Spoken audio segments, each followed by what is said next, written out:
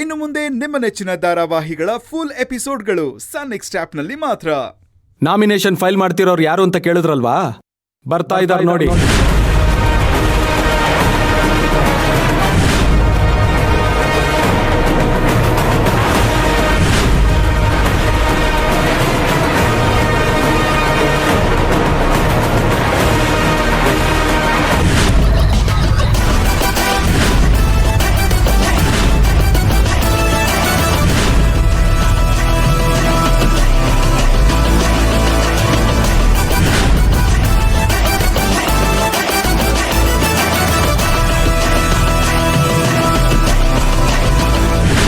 ನಿನ್ನ ಗಂಡ ನಿನ್ನ ದಾರಿಗೆ ಬರಲಿಲ್ಲ ಅಂತಂದ್ರೆ ನೀನು ಅವನ ದಾರಿಗೆ ಹೋಗಿ ನಿನ್ನ ದಾರಿಗೆ ಎಳ್ಕೋಬೇಕು. ಹೇಗೆ?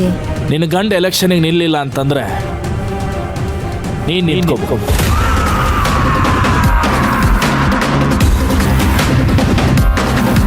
ಏನ್ ಹೇಳ್ತಾ ಇದ್ದೀರಾ? ಹೌದು, ಶಿವಣ್ಣ ನಾಮಿನೇಷನ್ ಫೈಲ್ ಮಾಡಕ್ಕೆ ಒಪ್ಪಲಿಲ್ಲ ಅಂತಂದ್ರೆ ನೀನು ಫೈಲ್ ಮಾಡಿ. ಆದ್ರೂ ಅವ್ರ ವಿರುದ್ಧವಾಗಿ ನಿಲ್ಲೋದನ್ನೇ ನಾನು ವಿರೋಧಿಸ್ತಾ ಇದ್ದೀನಿ. ಈಗ ನಾನು ಅದೇ ಕೆಲಸ ಮಾಡಿದ್ರೆ ಚೆನ್ನಾಗಿರುತ್ತಾ?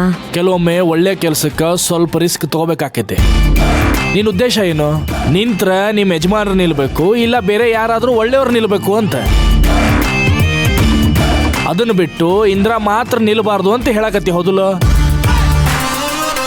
ಈಗ ನೀನು ಶಿವಣ್ಣನ ವಿರುದ್ಧ ನಿಲ್ಲಾಕತ್ತಿ ಅಂತಂದ್ರೆ ಒಂದು, ಶಿವಣ್ಣ ಮನಸ್ಸು ಬದಲಾಯಿಸ್ಕೊಂಡು ಅವನ ಎಲೆಕ್ಷನ್ ನಿಂದಿರ್ತಾನೆ.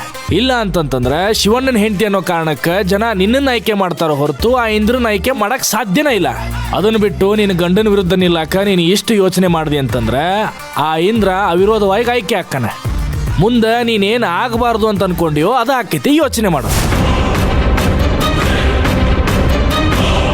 ಏನಿಂದ್ರ ಅವ್ರೆ, ನೀವಿದನ್ನ ನಿರೀಕ್ಷೆ ಮಾಡಿರ್ಲಿಲ್ಲ ಅಂತ ಅನ್ಸತ್ತೆ.